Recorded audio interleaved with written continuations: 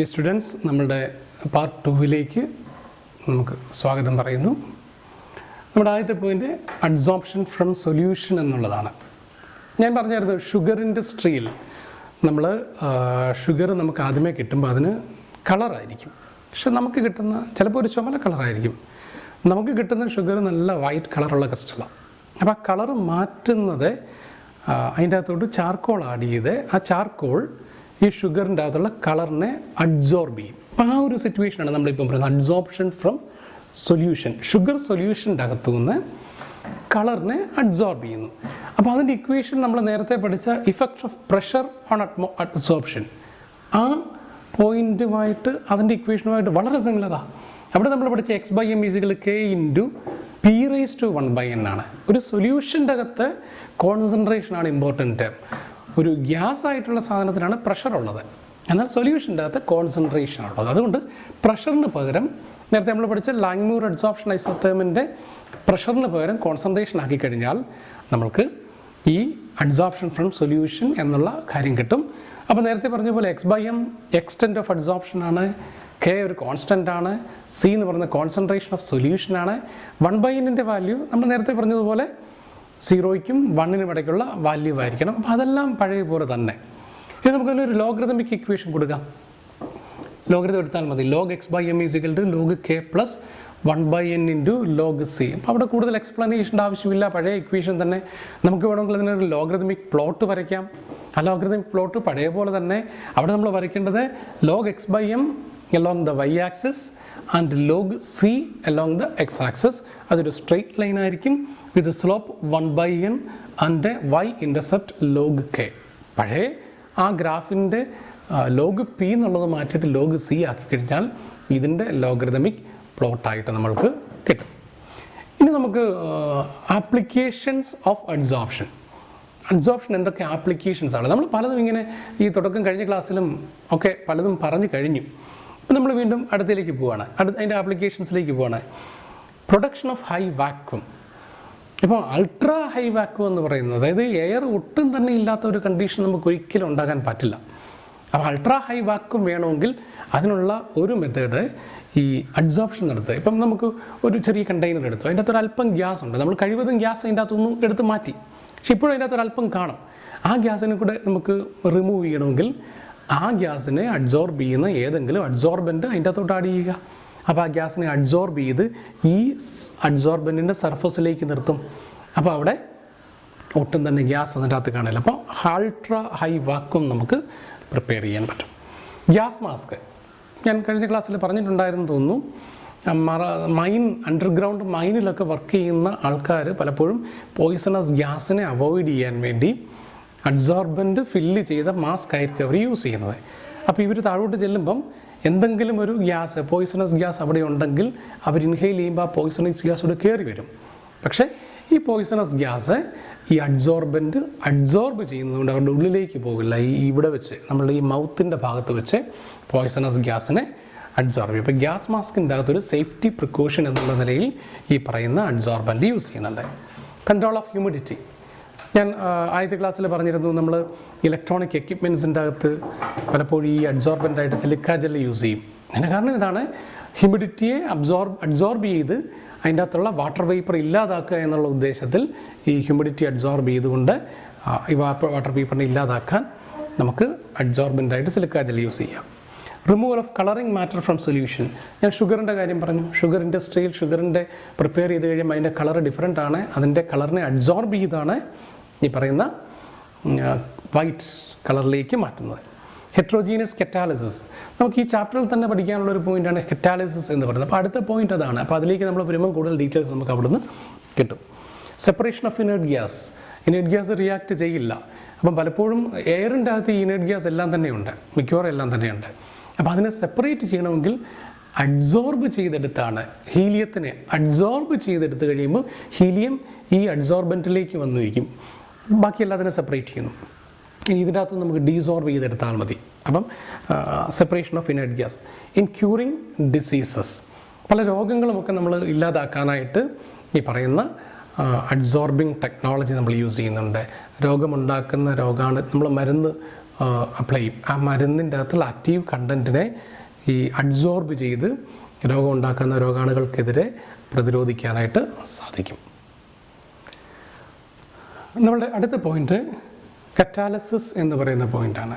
അതായത് ഒരു കാറ്റലിസ്റ്റിൻ്റെ ആക്ഷനെക്കുറിച്ച് നമ്മൾ പഠിക്കുന്ന പോയിൻറ്റിൻ്റെ പേരാണ് കറ്റാലിസിസ്. അപ്പം നമുക്കിങ്ങനെ പറയാം, the mechanism by which a catalyst act is called catalysis. അപ്പോൾ എന്താണ് കാറ്റലിസ്റ്റ്? നിങ്ങൾക്കറിയാവുന്നതാണ്. A substance which changes the rate of a chemical reaction without undergoing any chemical change. ഒരു കെമിക്കൽ റിയാക്ഷൻ്റെ സ്പീഡിനെ ചേഞ്ച് ചെയ്യിക്കുന്ന സാധനം. എന്നാൽ ആ സാധനത്തിന് ഒരു ചേഞ്ചും അവസാനം വരെയും ഉണ്ടാവില്ല. ഇപ്പോൾ എക്സാമ്പിളായിട്ട് നമ്മൾ നോക്കിയാൽ സൾഫർ ഡയോക്സൈഡ് ഓക്സിജനുമായിട്ട് റിയാക്ട് ചെയ്ത് സൾഫർ ട്രയോക്സൈഡ് ആവുന്നു. അതിൻ്റെ ഒരു കാറ്റലിസ്റ്റാണ് പ്ലാറ്റിനം. അടുത്തൊരു എക്സാമ്പിളാണ് സൾഫർ ഡയോക്സൈഡ് വീണ്ടും ഓക്സിജനുമായിട്ട് റിയാക്ട് ചെയ്ത് സൾഫർ ട്രയോക്സൈഡ് തന്നെയാകുന്ന റിയാക്ഷൻ്റെ അകത്തെ നമുക്ക് നൈട്രിക് ഓക്സൈഡ് വേണമെങ്കിൽ കാറ്റലിസ്റ്റായിട്ട് യൂസ് ചെയ്യാം. അതെങ്കിൽ നൈട്രജനും ഹൈഡ്രജനും റിയാക്ട് ചെയ്ത് അമോണിയ ഉണ്ടാകുന്ന റിയാക്ഷനിൽ അയൺ ഒരു കാറ്റലിസ്റ്റാണ്. അപ്പം catalyst is a substance which do not undergo any chemical reaction but changes the rate of a chemical reaction. Chemical റിയാക്ഷൻ്റെ സ്പീഡ് ചേഞ്ച് ചെയ്യിക്കുന്നതോടൊപ്പം തന്നെ ആ കാറ്റലിസ്റ്റിന് യാതൊരു മാറ്റവും ഉണ്ടാവില്ല. അവസാനവും ഈ അയൺ എന്ന് പറയുന്ന കാറ്റലിസ്റ്റ് അവിടെ തന്നെ കിടക്കുന്നുണ്ടായിരിക്കും, അതിനൊരു മാറ്റവും ഉണ്ടാവില്ല. അപ്പോൾ ഇതാണ് കാറ്റലിസ്റ്റ്. അപ്പോൾ ഈ കാറ്റലിസ്റ്റിൻ്റെ ഒരു സിഗ്നിഫിക്കൻസ് എന്താണെന്നുള്ളത് മനസ്സിലാക്കാനാണ് നമ്മൾ ഈ ഒരു ഇക്വേഷൻ കൊടുത്തേക്കുന്നത്. ഇത് പൊട്ടാസ്യം ക്ലോറേറ്റ് എന്ന് പറയുന്ന സാധനമാണ്. അതിനെ ഹീറ്റ് ചെയ്താൽ ഓൾമോസ്റ്റ് ഒരു 873 കെൽവിനിൽ അത് പൊട്ടാസ്യം ക്ലോറൈഡും ഓക്സിജനുമായിട്ട് മാറും. വളരെ സ്പീഡ് കുറവാണ് സാധനത്തിൻ്റെ ഡീകമ്പോസിഷൻ. എന്നാൽ ഇതേ പൊട്ടാസ്യം ക്ലോറൈറ്റിനെ നമ്മൾ മാംഗനീസ് ഡയോക്സൈഡ് എന്ന് പറയുന്ന ഒരു സാധനം കൂടെ ആഡ് ചെയ്തിട്ട് ഹീറ്റ് ചെയ്താൽ നേരത്തെ അത്രയും ടെമ്പറേച്ചർ വേണ്ട. ഇപ്പോഴത്തെ ടെമ്പറേച്ചർ നോക്കി ഒരു 473 to 633 കെൽവിൻ മതി. അതായത് ടെമ്പറേച്ചർ വളരെ കുറഞ്ഞു. തന്നെയല്ല, പഴയതിനേക്കാട്ടിലും കുറേ കൂടെ സ്പീഡിൽ ഇപ്പം മാംഗനീസ് ഡയോക്സൈഡിൻ്റെ പ്രസൻസിൽ പൊട്ടാസ്യം ക്ലോറേറ്റ് ഡീകമ്പോസ് ചെയ്തു. അപ്പം മാംഗനീസ് ഡയോക്സൈഡ് അതുപോലെ തന്നെ കിടപ്പുണ്ട്. നേരത്തെ വളരെ കുറഞ്ഞ സ്പീഡിൽ ഒരു ഹൈ ടെമ്പറേച്ചറിൽ ഈ റിയാക്ഷൻ നടന്നെങ്കിൽ മാംഗനീസ് ഡയോക്സൈഡ് ആഡ് ചെയ്തപ്പം ലോ ടെമ്പറേച്ചറിൽ കുറേ കൂടെ സ്പീഡിൽ ആ റിയാക്ഷൻ നടക്കുന്നുണ്ട്. അപ്പോൾ മാംഗനീസ് ഡയോക്സൈഡിൻ്റെ റോൾ എന്തോ ഇവിടെ കാറ്റലിസ്റ്റ് ആയിട്ടാണ്. റിയാക്ഷൻ്റെ സ്പീഡിനെ കൂട്ടിയ ഒരു കെമിക്കൽ സബ്സ്റ്റൻസ്. അതിന് യാതൊരു ചേഞ്ചും വന്നിട്ടില്ല. അപ്പോൾ ഒന്നുകൂടെ ഞാൻ ഈ പറയുന്ന കാറ്റലിസ്റ്റിൻ്റെ ഡെഫിനിഷൻ പറയുകയാണ്: A substance which does not undergo any chemical change but changes the chemical rate of a chemical reaction. ഇനി കാറ്റലിസ്റ്റിൻ്റെ കൂടെ നമ്മൾ ആഡ് ചെയ്യുന്ന വേറെ ചില സാധനങ്ങളുണ്ട്. അത് ഇവിടെ നോക്കി, ഈ അമോണിയയുടെ ഫോർമേഷൻ്റെ റിയാക്ഷൻ്റെ കാറ്റലിസ്റ്റ് ആക്ച്വലി അയൺ ആണ്. പക്ഷെ അതിൻ്റെ കൂടെ നമ്മൾ മോളിബ്ഡിനം എന്ന് പറയുന്ന ഒരു സാധനം കൂടെ ആഡ് ചെയ്തിട്ടുണ്ട്. മോളിബ്ഡിനത്തിൻ്റെ റോള് പ്രൊമോട്ടറായിട്ടാണ്. പ്രൊമോട്ടർ എന്ന് പറഞ്ഞാൽ കാറ്റലിസ്റ്റിൻ്റെ ആക്ടിവിറ്റിയെ കുറേ കൂടി ഒന്ന് കൂട്ടിയെടുക്കുക. കാറ്റലിസ്റ്റ് റിയാക്ഷൻ്റെ സ്പീഡിനെ കൂട്ടും, ചിലപ്പോൾ ഇരട്ടിയാക്കുമെന്നും കരുതിക്കും. അപ്പോൾ അതിൻ്റെ അകത്തൂടെ ഈ കാറ്റലിസ്റ്റിൻ്റെ കൂടെ നമ്മൾ വേറൊരു സാധനം കൂടെ ആഡ് ചെയ്യുന്നു, മോളിബ്ഡിനം കൂടെ ആഡ് ചെയ്യുന്നു. അപ്പം കാറ്റലിസ്റ്റിൻ്റെ ആക്ടിവിറ്റി കുറേ കൂടെ കൂടി. ഇപ്പം കാറ്റലിസ്റ്റ് 3 ഇരട്ടി റിയാക്ഷൻ നടത്താൻ സാധ്യതയുണ്ട്. നേരത്തെ കാറ്റലിസ്റ്റ് ഇല്ലാതിരുന്നപ്പം ഉണ്ടതിനെക്കാട്ടിൽ ഇരട്ടി സ്പീഡിൽ കാറ്റലിസ്റ്റ് ആഡ് ചെയ്തപ്പം റിയാക്ഷൻ നടക്കുന്നു. അതിൻ്റെ അകത്തോട്ട് മോളിബ്ഡിനം കൂടെ ആഡ് ചെയ്തപ്പം 3 ഇരട്ടി സ്പീഡിൽ റിയാക്ഷൻ നടക്കുന്നു. അപ്പോൾ അങ്ങനെയുള്ള സാധനങ്ങളെയാണ് നമ്മൾ പ്രൊമോട്ടർ എന്ന് പറയുന്നത്, substance which enhances the activity of the catalyst. ഇനി എന്നാൽ ചില പോയിസൺ ഉണ്ട്. പോയിസൺ നിങ്ങൾ ഓർഗാനിക് കെമിസ്ട്രി പഠിക്കുമ്പോഴേക്കും അവിടെ നമ്മൾ ചില സാധനങ്ങളെയൊക്കെ പോയിസൺ എന്ന് പറഞ്ഞ് ആഡ് ചെയ്യുന്നതായിട്ട് നമ്മൾ പറയുന്നുണ്ട്. അപ്പം പോയിസൺ എന്ന് പറഞ്ഞാൽ അത് കാറ്റലിസ്റ്റിൻ്റെ ആക്ടിവിറ്റിയെ കുറയ്ക്കും. നിങ്ങൾ ഫസ്റ്റ് ഇയറിൽ പഠിച്ചിട്ടുണ്ട്, ആൽക്കൈൻസിൻ്റെ റിഡക്ഷനിൽ അത് കംപ്ലീറ്റ് റെഡ്യൂസ് ചെയ്ത് ആൽക്കൈനായിട്ട് മാറാം. പക്ഷെ നമുക്ക് ആൽക്കീൻ സ്റ്റേജിൽ നിർത്താൻ വേണ്ടി നമ്മളൊരു പോയിസണെ ആഡ് ചെയ്യുന്നുണ്ട്. ഒന്ന് പോയി പഴയ ചാപ്റ്ററൊക്കെ ഒന്ന് നോക്കുക, അപ്പോൾ നമുക്ക് അവിടെ കാണാൻ പറ്റും. ഇപ്പോൾ പോയിസൺ എന്ന് പറഞ്ഞാൽ കാറ്റലിസ്റ്റിൻ്റെ ആക്ടിവിറ്റി കുറയ്ക്കും, പ്രൊമോട്ടർ എന്ന് പറഞ്ഞാൽ കാറ്റലിസ്റ്റിൻ്റെ ആക്ടിവിറ്റി കൂട്ടും. ഇനി നമുക്ക് 2 ടൈപ്പ് കാറ്റലിസ്റ്റ് ഉണ്ട്, homogeneous catalyst and heterogeneous catalyst. ഇങ്ങനെ 2 ടൈപ്പ് കാറ്റലിസ്റ്റ് ഉണ്ട്. നിങ്ങളിവിടെ ഒന്ന് നോക്കി, ഇവിടെ നോക്കിക്കഴിയുമ്പോൾ നിങ്ങൾക്ക് ഹോമോജീനിയസ് കാറ്റലിസ്റ്റ് എന്താണെന്ന് മനസ്സിലാക്കാം. ഇത് റിയാക്റ്റൻ്റ് സൾഫർ ഡയോക്സൈഡ് ഗ്യാസാണ്, ഓക്സിജൻ ഗ്യാസാണ്, പ്രോഡക്റ്റ് സൾഫർ ട്രയോക്സൈഡ് ഗ്യാസാണ്, കാറ്റലിസ്റ്റും ഗ്യാസാണ്. അപ്പോൾ ഏകദേശം ഒരു ഐഡിയ കിട്ടി കാണണം. അടുത്ത് നോക്കി, ഇത് മീത്തൈൽ അസറ്റേറ്റ് എന്ന് പറയും. ഈ സാധനം മീത്തൈൽ അസറ്റേറ്റ് അത് ലിക്വിഡാണ്. H2O ലിക്വിഡാണ്. ഇതിൻ്റെ പ്രോഡക്റ്റ്, ഈ റിയാക്ഷൻ്റെ പ്രോഡക്റ്റ് HCl അതും ലിക്വിഡാണ്. Methanol CH3OH ലിക്വിഡാണ്. കാറ്റലിസ്റ്റ് HCl-ഉം ലിക്വിഡാണ്. അപ്പം നിങ്ങൾക്ക് ഐഡിയ ആയി കാണണമല്ലോ. Homogeneous catalyst is a catalyst in which the reactant, product and the catalyst are in the same phase. റിയാക്റ്റൻറ്റും പ്രോഡക്റ്റും കാറ്റലിസ്റ്റും എല്ലാം ഗ്യാസാണ്. റിയാക്റ്റൻറ്റും പ്രോഡക്റ്റും കാറ്റലിസ്റ്റും എല്ലാം ലിക്വിഡാണ്. റിയാക്റ്റൻറ്റും പ്രോഡക്റ്റും കാറ്റലിസ്റ്റും എല്ലാം സോളിഡാണ്. അപ്പോൾ അങ്ങനെ എല്ലാവരും ഒരേ ഫേസിലാണെങ്കിൽ നമുക്കതിനെ വിളിക്കാവുന്ന പേരാണ് ഹോമോജീനിയസ് കാറ്റലിസ്റ്റ്. എന്നാൽ ഹെട്രോജീനിയസ് നോക്കി, റിയാക്റ്റൻ്റ് ഗ്യാസാണ്, പ്രോഡക്റ്റും ഗ്യാസാണ്, പക്ഷേ നമ്മുടെ കാറ്റലിസ്റ്റോ സോളിഡാണ്. അപ്പം ഡിഫറെൻറ്റ് ഫേസാണ്. ഈ അമോണിയയുടെ കാര്യം നോക്കി, റിയാക്റ്റൻറ്റും പ്രോഡക്റ്റും ഗ്യാസാണ്, പക്ഷേ കാറ്റലിസ്റ്റ് സോളിഡാണ്. ചിലപ്പോൾ റിയാക്റ്റൻറ്റും പ്രോഡക്റ്റും ലിക്വിഡായിരിക്കും, പക്ഷേ കാറ്റലിസ്റ്റ് സോളിഡ് ആയിരിക്കാം, അല്ലെ കാറ്റലിസ്റ്റ് ഗ്യാസ് ആയിരിക്കാം. എന്തായാലും ശരി, റിയാക്റ്റൻറ്റും പ്രോഡക്റ്റും കാറ്റലിസ്റ്റും ഒരേ ഫേസിലാവരുത്, അവർ ഡിഫറെൻറ്റ് ഫേസിലാവണം. അങ്ങനെയാണെങ്കിൽ നമ്മളതിനെ ഹെട്രോജീനിയസ് കാറ്റലിസ്റ്റ് എന്ന് വിളിക്കും. അപ്പം രണ്ട് ടൈപ്പ് കറ്റാലിസിസ് ഉണ്ട്, homogeneous and heterogeneous. Homogeneous catalysis എന്ന് പറയുമ്പം reactant, product and the catalyst are in the same phase, while in heterogeneous catalysis reactant, product and the catalyst are in different phase. അടുത്ത adsorption theory of heterogeneous catalysis. നിങ്ങൾ കാറ്റലിസ്റ്റിനെ കുറിച്ച് 4th ചാപ്റ്ററിൽ ഏകദേശം ഒരു idea ഒക്കെ പഠിച്ചിട്ടുണ്ട്. അപ്പോൾ ഇവിടെ നമുക്കതിൻ്റെ അഡ്സോർപ്ഷൻ തിയറി വെച്ച്, നമ്മൾ നേരത്തെ ആപ്ലിക്കേഷൻ പറഞ്ഞപ്പോഴും പറഞ്ഞിരുന്നു കാറ്റലിസ്റ്റ് അഡ്സോർപ്ഷൻ നടത്തിയാണ് കാറ്റലിസ്റ്റിൻ്റെ ആക്ടിവിറ്റി എന്ന് പറഞ്ഞു. അപ്പോൾ അതിനെക്കുറിച്ച് കൂടുതൽ ഡീറ്റെയിൽ ആയിട്ട് നമുക്ക് തൊട്ടടുത്ത പോയിന്റിൽ പഠിക്കാമെന്ന് പറഞ്ഞു. അതാണ് നമ്മളിപ്പോൾ പറയുന്നത് adsorption theory of heterogeneous catalysis. ഞാനൊരു ഹെട്രോജീനിയസ് കറ്റാലിസിസിൻ്റെ എക്സാമ്പിൾ പറഞ്ഞുകൊണ്ട് അതിലേക്കൊന്ന് എക്സ്പ്ലെയിൻ ചെയ്യുകയാണ്. നമ്മൾ നേരത്തെ കണ്ടല്ലോ, അമോണിയയുടെ ഫോർമേഷൻ നൈട്രജൻ, ഹൈഡ്രജൻ, അമോണിയ മൂന്നും ഗ്യാസാണ്, പക്ഷേ അതിൻ്റെ കാറ്റലിസ്റ്റ് അയൺ ആണ്. അപ്പം അതൊരു ഹെട്രോജീനിയസ് കാറ്റലിസ്റ്റാണ്. അപ്പോൾ ഈ പ്ലാറ്റിനം എന്ന് പറയുന്ന അയൺ എന്ന് പറയുന്ന നമ്മുടെ കാറ്റലിസ്റ്റ് ഇതാണെന്നും കരുതുക. ഇത് നൈട്രജനും ഹൈഡ്രജനും കൂടെ മിക്സ് ചെയ്ത ആ റിയാക്റ്റൻ്റിൻ്റെ അകത്തേക്ക് നമ്മൾ ഇട്ട് വെച്ചേക്കുക. ഇത് റിയാക്ട് ചെയ്ത് പ്രോഡക്റ്റായിട്ട് മാറും. അപ്പോൾ ഇതാണ് നൈട്രജനും ഹൈഡ്രജനും ഒന്നുകൂടെ അങ്ങ് കരുതുക. ഇത് നൈട്രജനും ഹൈഡ്രജനും, ഇത് കാറ്റലിസ്റ്റ്. അപ്പോൾ ഇവിടെ നടക്കുന്ന റിയാക്ഷൻസ് ഇങ്ങനെ ആയിരിക്കും. ആദ്യമേ ഈ റിയാക്റ്റൻ്റ്, അതായത് നൈട്രജനും ഹൈഡ്രജനും, അത് പതിയെ ഈ കാറ്റലിസ്റ്റിൻ്റെ സർഫസിലേക്ക് മൂവ് ചെയ്ത് വരും. ഇതാണ് നമ്മളുടെ ഫസ്റ്റ് പോയിൻ്റ്. അപ്പോൾ നമ്മൾ പറയും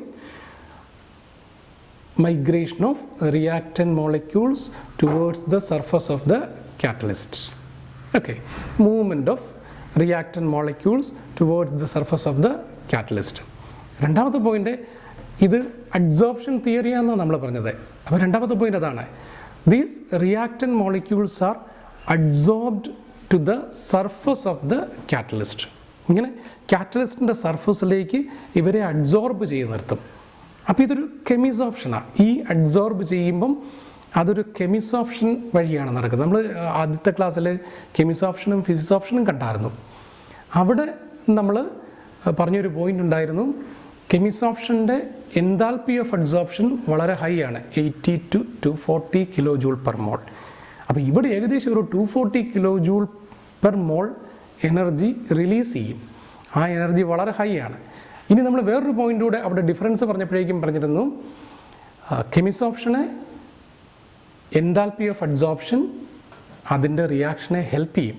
എന്നാൽ ഫിസിസോപ്ഷനെ എൻതാൽപ്പി ഓഫ് അഡ്സോർപ്ഷൻ അതിൻ്റെ റിയാക്ഷനെ അധികം ഹെൽപ്പ് ചെയ്യുന്നില്ല. കാരണം അവിടെ വളരെ കുറച്ച് മാത്രമേ ഫിസിക്സ് ഓപ്ഷനിൽ റിലീസ് ചെയ്യുന്നുള്ളൂ. അപ്പോൾ ഇവിടെ ഈ റിലീസ് ചെയ്ത ഈ എനർജി ഇതിൻ്റെ ആക്ടിവേഷൻ എനർജി ആയിട്ട് മാറും. ഈ റിയാക്റ്റൻറ്റിൻ്റെ അല്ലെങ്കിൽ ഈ നൈട്രജനും ഹൈഡ്രജനും റിയാക്ട് ചെയ്യാനുള്ള ആക്ടിവേഷൻ എനർജി ആയിട്ട് മാറും. ഓക്കെ, അപ്പോൾ ഞാൻ ഒന്നുകൂടി പറയുകയാണ്. Migration of reactant molecules towards the surface of the adsorbent. രണ്ടാമത്തെ point, these reactant molecules are adsorbed towards the surface of the reactant molecule. മൂന്നാമത്തെ point, these reactant molecules then reacts on the surface of the adsorbent. ഈ അഡ്സോർബൻറ്റിൻ്റെ, ഇവനാണ് adsorbent, ഇവൻ്റെ സർഫസിൽ വെച്ച് ഇവർ തമ്മിൽ അങ്ങോട്ട് റിയാക്ട് ചെയ്യും. അതായത് നൈട്രജനും ഹൈഡ്രജനും കൂടെ ഈ അയണിൻ്റെ സർഫസിൽ നിന്നുകൊണ്ട് റിയാക്ട് ചെയ്ത് അമോണിയ ആയിട്ട് മാറും. അപ്പോൾ ഈ ഒരു റിയാക്ഷനുള്ള ആക്ടിവേഷൻ എനർജിയാണ് കൺസിഡറബിളായിട്ട് കുറയുന്നത്. ആ ആക്ടിവേഷൻ എനർജി എവിടെ നിന്ന് കിട്ടി? ഈ സാധനത്തിനെ അഡ്സോർബ് ചെയ്തപ്പം റിലീസ് ചെയ്ത ഓൾമോസ്റ്റ് ഒരു 240 കിലോ ജൂൾ പെർ മോൾ എന്ന് പറയുന്ന എനർജി ഉണ്ട്. ആ എനർജി ഈ രണ്ട് റിയാക്റ്റൻറ്റിൻ്റെ റിയാക്ഷന് വേണ്ടി ആക്ടിവേഷൻ എനർജി ആയിട്ട് പ്രൊവൈഡ് ചെയ്യും. അപ്പോൾ പെട്ടെന്ന് റിയാക്ട് ചെയ്യാൻ സാധിക്കും. ഓക്കെ, ഇനി അടുത്ത പോയിന്റ്, അപ്പോൾ ഇത് പ്രോഡക്റ്റ് ആയിട്ട് മാറി. ഇനി നമ്മൾ ഈ നൈട്രജനും ഹൈഡ്രജനുമായിട്ട് ഇവിടെ വെക്കുന്നില്ല. ഇതാണ് അമോണിയ എന്ന് പറയുന്ന പ്രോഡക്റ്റ് എന്ന് കരുതിക്കൂ. അപ്പോൾ അഡ്സോർബൻറ്റിൻ്റെ സർഫസിൽ ഇപ്പം അമോണിയയാണ് ഇരിക്കുന്നത്.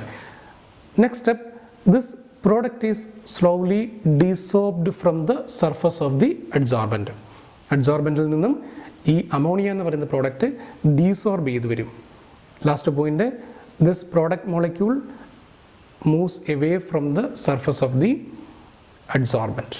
അപ്പോൾ ഇത്രയും സ്റ്റെപ്പുകളാണ് നമുക്ക് mechanism of heterogeneous adsorption theory ആയിട്ട് പറയുന്നത്. അപ്പോൾ ഒന്നുകൂടി ഞാൻ പറയാം. ആദ്യമേ, the reactant molecules migrates towards the surface of the adsorbent.